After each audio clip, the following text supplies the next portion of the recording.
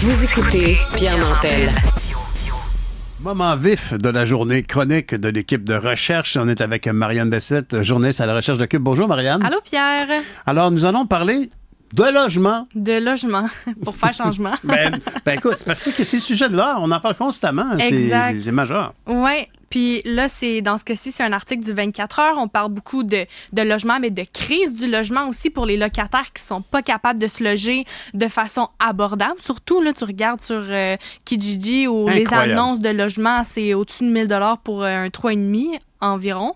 Mais il y a un article d'Axel Tardieu aujourd'hui dans le 24 heures qu'on met de l'avant des propriétaires qui sont de plus en plus nombreux, eux, à demander de l'aide. Donc, c'est une crise du logement, mais plus vers les propriétaires. Donc, il y en a qui décident, les propriétaires, de vendre leur immeuble, notamment en raison des locataires qui posent pas problème. OK?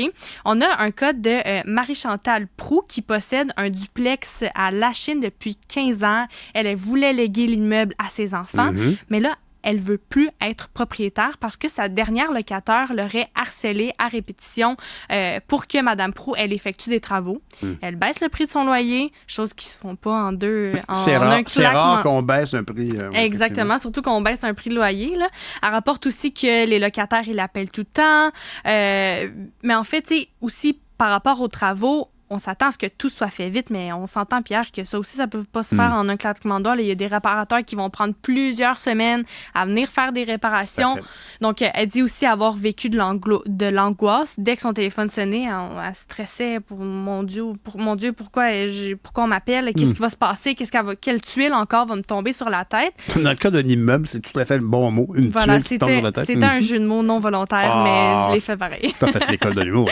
Et là, d'un autre côté aussi, on a Michel Arsenault qui possède 16 adresses à Montréal, qui aussi est découragé face à l'incivilité de certains locataires parce que le 1er juillet, la semaine passée, il y a une de ses locataires qui a laissé un logement endommagé avec un dégât d'eau. Elle a volé son frigidaire.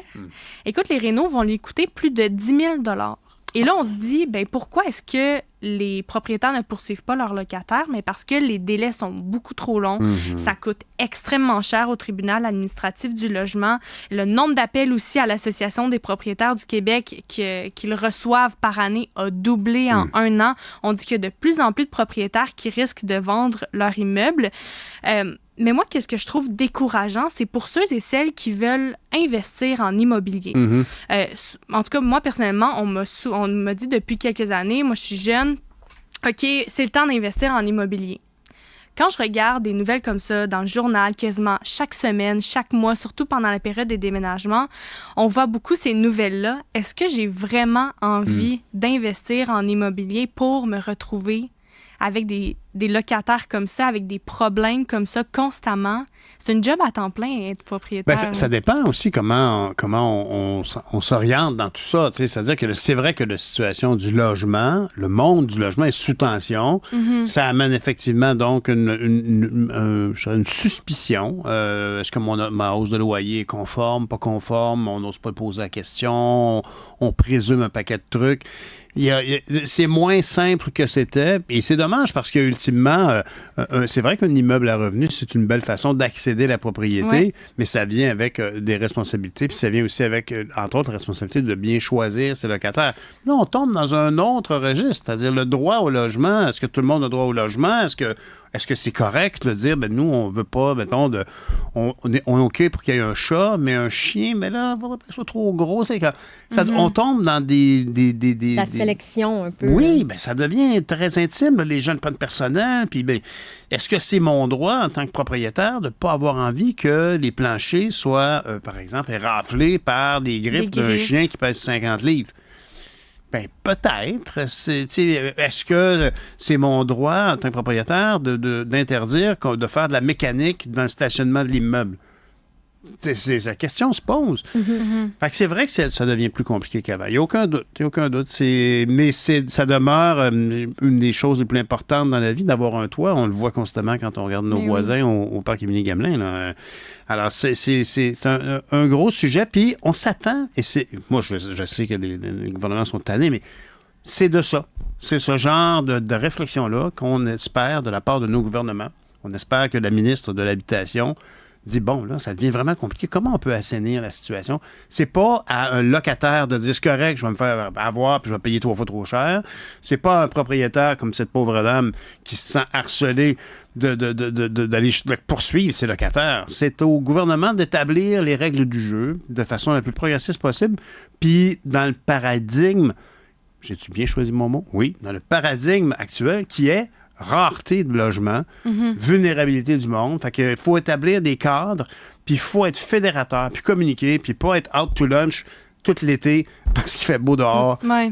Mais le 1er juillet, là, ça donne bien. C'est en même temps que les vacances. Il fait beau, puis il fait chaud. Puis là, toutes les personnes responsables sont-elles présentes? Est-ce qu'on en peut en douter? Puis tu parlais de restrictions de logement, que les propriétaires vont introduire ce genre de restrictions parce qu'ils veulent se protéger. Dans un sens, ils veulent pas retrouver leur logement comme une dame dont je te parlais tout à l'heure a retrouvé son logement avec des rénovations qui vont lui coûter 10 000 $. C'est énorme. Bon, là, il y avait un peu de malvolonté aussi de l'ancienne locataire là-dedans, mais c'est quand même des risques qui courent un peu là, en mettant des restrictions comme ça parce que les locataires, souvent, il y en a beaucoup qui ont des animaux qui veulent avoir accès à la propriété. Donc, on dirait qu'on comprend les locataires, mais on comprend les propriétaires aussi. Ben oui, mais c'est ça la vie. Hein? La vie, c'est pas juste moi, je veux faire de l'haltérophilie dans mon logement, puis quand je droppe mes dumbbells de 50 livres, je le dis en français, quand je dépose mes haltères de 50 livres, mes poids, ben je le fais le plus délicatement possible parce qu'il y a quelqu'un en dessous qui vit, puis peut-être qui travaille de nuit, qui adore, toi, quand tu t'entraînes. Même au gym, il y a des pancartes pour dire qu'il faut déposer nos poids puis pas les échapper à terre. C'est toujours une question un peu complexe. Moi, personnellement, je trouve toujours que, puis c'est pour ça que je réitère toujours, c'est au gouvernement, parce que c'est au gouvernement, c'est lui le papa puis le moment de la maison. Là. C'est eux autres qui établissent les règles. Puis la civilité, puis la gentillesse, la bienveillance envers les autres. Tu sais, mettons qu'on loue un logement, là, puis à côté, dans l'autre logement, tu n'as aucun contrôle là-dessus. Le propriétaire n'a pas dit au locataire qui est au 2e étage, ça donne qu'il est derrière le mur mitoyen, que pratiquer le drum, c'est pas super pour l'environnement. Il l'aura pas dit. Donc, le gars est peut-être un peu nono de venir jouer du drum dans un complexe résidentiel, un peu naïf ou irresponsable, mais il s'est quand même pas fait dire non. Fait que lui, il s'essaye. Peut-être que les murs sont bien épais. Mais là, l'infirmière en haut, là, qui vient de venir son chiffre de nuit à l'hôpital Maisonneuve-Rosemont, là, elle trouve pas ça drôle. Non. Et c'est comme toujours une notion d'être à l'écoute un peu de ce qui se passe. C'est la même affaire moi, je trouve, pour la sortie des poubelles. Moi, ça m'exerce. Parce qu'il y a une chose qui est frappante avec les fameux Airbnb, c'est à quel point on trouve des vidanges sur la rue. Tout le monde sait, sur la rue, que les poubelles passent le vendredi. C'est assez clair, ça? Passe le vendredi. T'es pas un suiveur de bac, toi? Moi, je me rappelle quand j'étais jeune, quand je voyais un bac de sortie puis le mien était pas sorti, je savais que j'étais comment c'est vrai, ça sort demain. ben, c'est-à-dire que quand même... Mais on sait qu'à la base, les déchets, ça va pas dans la rue. Point. Ben, c'est-à-dire que le jour de la collecte des ordures, tu peux sortir tes sacs, mais si on est mardi, ils vont passer 3 jours dehors à se faire grignoter par des écureuils. Et puis ça va être pas beau tout à l'heure. Des poubelles ou du compost dehors l'été quand il fait chaud. On additionne les éléments. Ça fait pas un bon mélange. Et moi, je te dis, une fois, je suis allée courir dehors la journée du compost. Mauvaise idée. J'ai eu le haut de cœur à plusieurs. J'ai eu des petites drapes.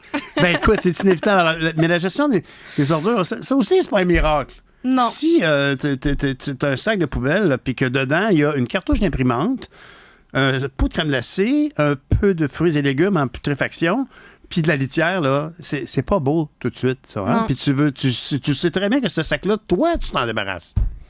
Mais il s'en va quelque part. C'est ça. Ouais, ça serait le fun que la cartouche d'imprimante elle aille au bureau en gros qui te l'a vendu, puis c'est leur job de la reprendre. Puis que la matière organique, elle soit dans une affaire où ça sent pas bon, puis on s'entend là-dessus, mais c'est traité comme tel. Puis là, le reste s'en va à l'enfouissement le moins possible. C'est une réalité. Qu'est-ce que tu veux que ça va faire? Des poubelles, on peut pas les faire disparaître par magie, mais il faut une forme de vivre ensemble. On s'attend à ça. Puis c'est sûr que la situation du logement actuel, puis les gens, comme la patience est exacerbée. Le monde est tanné. Mais c'est aussi parce qu'on n'a pas nécessairement on n'a pas nécessairement accès facilement à la propriété. Facet. C'était très bien. On n'a pas facet. On n'a pas facet. C'est un nouveau mot que je vais créer.